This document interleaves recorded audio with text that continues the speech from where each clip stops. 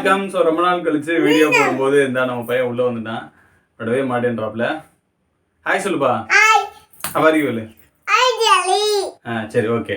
Video சரி நீங்க போய் அம்மாட்ட போய் பாருங்க. சரியா? Sorry for the long gap. So after several months நான் திரும்ப வந்து பார்த்தீங்கன்னா ஒரு கிக் ஸ்டார்ட் பண்ணியிருக்கேன். இந்த வீடியோவை மூலமாக அது கண்டினியூ ஆகும் அப்படின்னு நான் நம்புகிறேன். ஸோ இந்த வீடியோவில் வந்து பார்த்தீங்கன்னா நான் பேச போகிற ஸ்டாக் வந்து என்னால் மறக்கவே முடியாது. ஏன்னா நம்ம சேனல் ஆரம்பித்தப்போ ஃபஸ்ட்டு நான் பேசி இந்த ஸ்டாக் தான். எஸ், திரும்ப அதை வந்து ஒரு ரீஸ்டார்ட்டுக்கான ஒரு காரணமாக இந்த ஸ்டாக் எடுத்துக்கலாம். S, ITC. ஸோ இந்த ஸ்டாக்கை பற்றி பேசுகிறதுக்கு என்ன இருக்குது, எல்லாருமே வச்சுருக்கோம். இந்த ஸ்டாக்கை பற்றி நிறைய பேர் பேசியிருப்பாங்க. நம்மளே நிறைய டைம் பேசியிருக்கோம். அண்ட் புதுசாக என்ன இருக்குது இந்த ஸ்டாக்கில் அப்படி பேசுகிறதுக்கு அப்படின்றத தெரிஞ்சுக்கிறதுக்கு முன்னாடி ரீசெண்டாக வந்த நியூஸஸ் நம்ம தெரிஞ்சுக்கணும் ஐடிசியில். அண்ட் ஐடிசியை பொறுத்த மட்டும் இப்போ வாங்குறதுக்கு ஏற்ற நிலைமையில் இருக்கா அப்படின்றதையும் நம்ம தெரிஞ்சுக்கணும். So entry price is very important. அது எந்த ஸ்டாக்காக இருந்தாலுமே ரொம்ப ரொம்ப முக்கியமான ஒரு விஷயம். ஒரு ஸ்டாக்கில் எப்போ என்ட்ரி கொடுக்குறீங்க அப்படின்றது தான். ஸோ இப்போ அந்த என்ட்ரி ப்ரைஸ்லாம் என்ன லெவலில் இருக்குது, எந்த ப்ரைஸில் என்ட்ரி கொடுக்கலாம் அப்படின்றத நம்ம பார்க்க போகிறோம். ஸோ வாங்க வீடியோக்குள்ளே போகலாம்.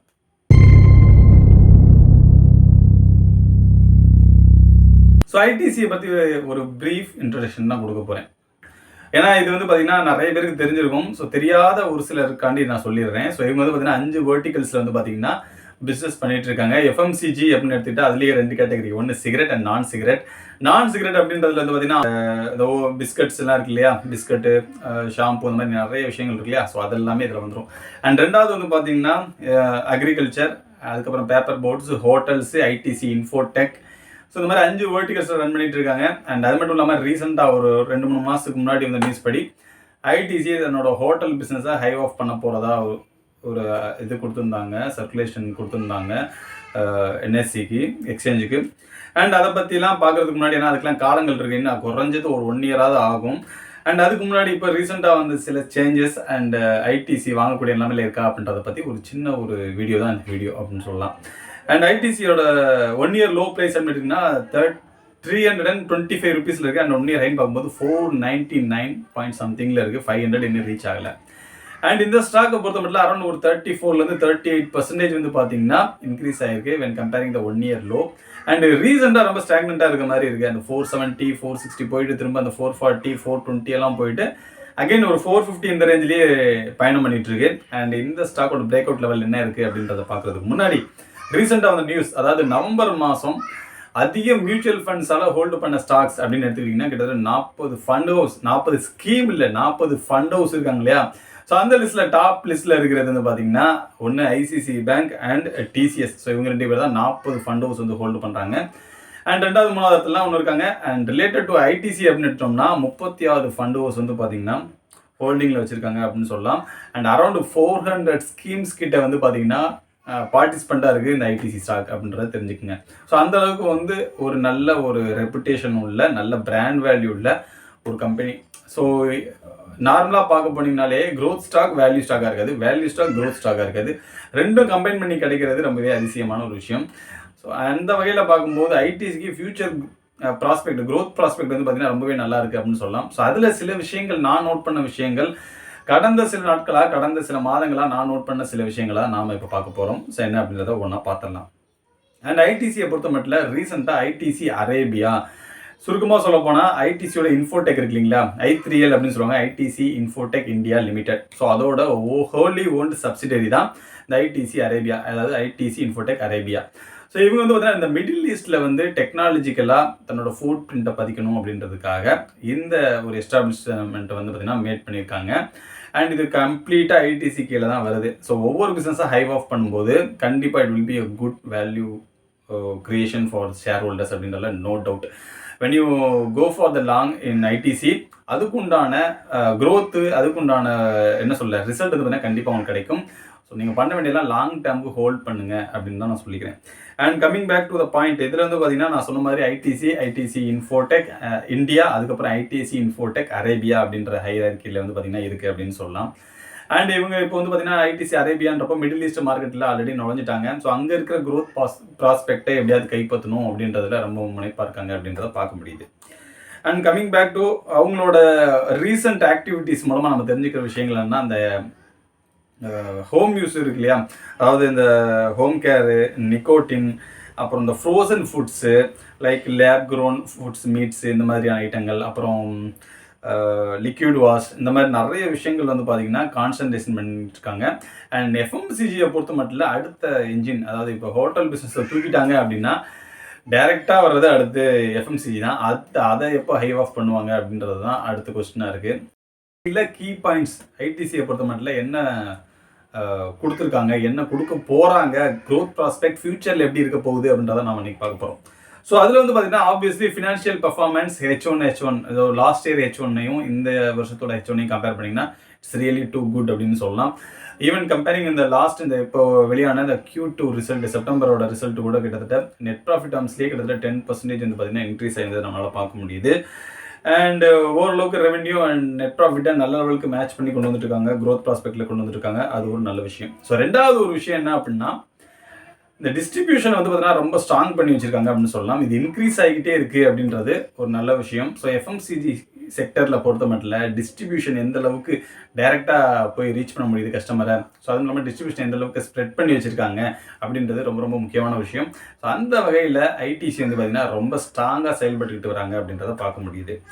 அண்ட் அதுக்கப்புறம் அக்ரி பிஸ்னஸில் ப்ரீமியம் பிஸ்னஸ் அப்படின்னு சொல்லக்கூடிய, ப்ரீமியம் பிஸ்னஸ் மீன்ஸ் என்ன சொல்ல, ஹை மார்ஜின் பிஸ்னஸ் அப்படின்னு சொல்லக்கூடிய இந்த நிக்கோட்டின் கல்டிவேட்டிங்காக இருக்கட்டும், அண்ட் அது சார்ந்த அலைடு ப்ராடக்ட்ஸாக இருக்கட்டும், ஸ்பைசஸ் இருக்கு இல்லையா.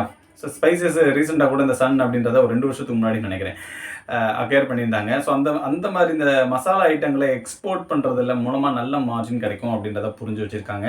ஸோ அந்த பிஸ்னஸ் கிட்டத்தட்ட 300 மில்லியன் வேல்யூ வந்து பார்த்தீங்கன்னா எஸ்டிமேஷன் வச்சுருக்காங்க எக்ஸ்போர்ட்டுக்கு. ஸோ அப்போ உங்களுக்கு தெரிஞ்சுக்கங்க க்ரோத் வேல்யூ எந்த அளவுக்கு இருக்க போகுது அப்படின்றத. அண்ட் நெக்ஸ்ட் வந்து பார்த்தீங்கன்னா ஹோட்டல் பிஸ்னஸ் அப்படின்றப்போ பொதுவாகவே ஒரு அசட் ஹெவி பிஸ்னஸ் அப்படின்னு சொல்லலாம். ஸோ 2019 வரை ஐடிசி வந்து பார்த்தீங்கன்னா அசட் ஹெவி பிஸ்னஸாக இருந்துச்சு. நிறைய டேர்ம்ஸில் சொல்லணும்னா அந்த கொரோனா டயத்தில் கூட அசட் ஹெவி பிஸ்னஸாக பார்க்கப்பட்டது இந்த ஹோட்டல் பிஸ்னஸ்.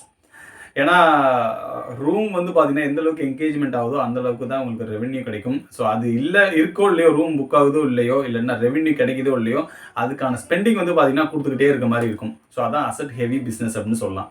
ஆனால் இவங்க 2019க்கு அப்புறம் அசட் லைட் மாடல் அப்படின்னு சொல்லி ஒரு நியூ மாடலுக்குள்ளே வந்து பார்த்தீங்கன்னா என்ட்ரி கொடுத்தாங்க.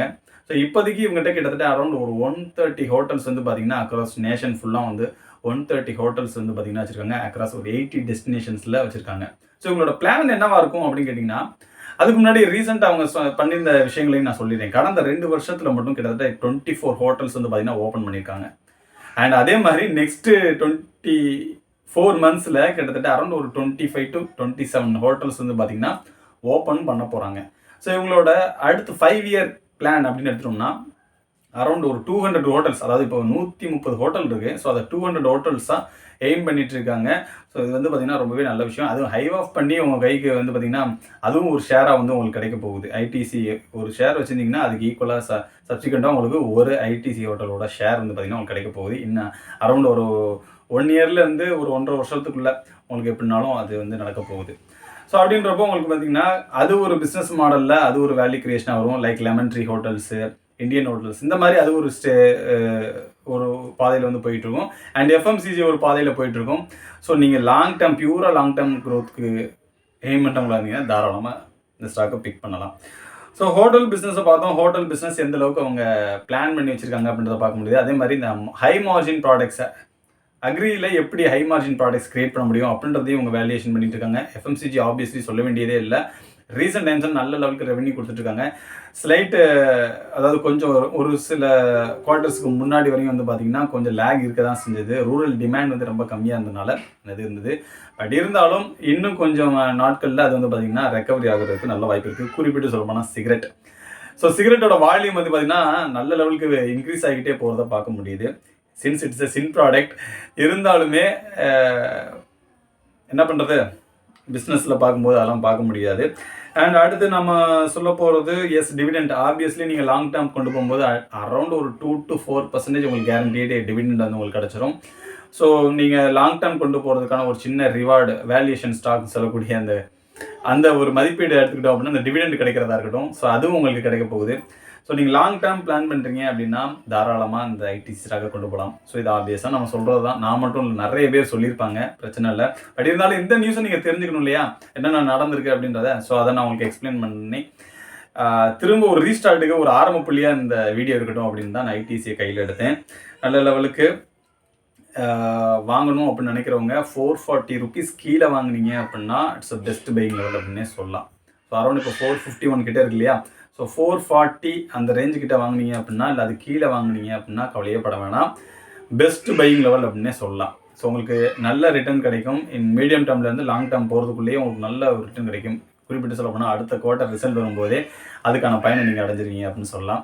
ஸோ நெக்ஸ்ட்டு நிறைய ஸ்டாக் அப்டேட் நானும் கொடுக்கணும்னு தான் நினைக்கிறேன். பட் என்னோடய டைட் சுச்சுவேஷனில் என்னால் கொடுக்க முடியலை. பட் இருந்தாலும் அடுத்தடுத்து வீடியோ போடுறதுக்கு ட்ரை பண்ணுறேன். உங்களுக்கு வேறு ஏதாவது ஸ்டாக் பற்றி வாய்ஸ் அவுட் பண்ணணும்னு நினச்சிங்க அப்படின்னா கமெண்ட் செக்ஷன்லேயும் பதிவு பண்ணுங்கள், அதை பற்றி பேசிடலாம். ஸோ நெக்ஸ்ட்டு வேறு ஒரு இன்ட்ரெஸ்டிங்கான ஒரு ஸ்டாக்கோட நான் உங்களை மீட் பண்ணேன். தேங்க்ஸ்.